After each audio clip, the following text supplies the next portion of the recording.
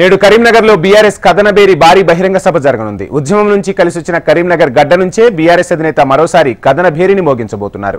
నేడు ఎస్ఆర్ఆర్ కళాశాల మైదానం నుంచే పార్లమెంట్ ఎన్నికల శంఖారావం పూరించబోతున్నారు గులాబీ దళపతి.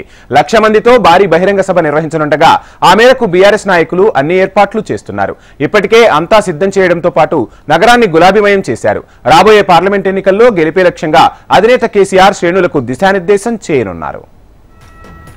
అధినేత కేసీఆర్ తనకు కలిసి వచ్చే కరీంనగర్ నుంచే పార్లమెంట్ ఎన్నికల ప్రచారాన్ని ప్రారంభిస్తున్న నేపథ్యంలో ఈ సభకు రాజకీయ ప్రాధాన్యత సంతరించుకుంది. తమ పార్టీ అభ్యర్థిగా బోయినపల్లి వినోద్ కుమార్ కరీంనగర్ నుంచి బరిలో నిలవనున్నట్లు ఇప్పటికే కేసీఆర్ ప్రకటించారు.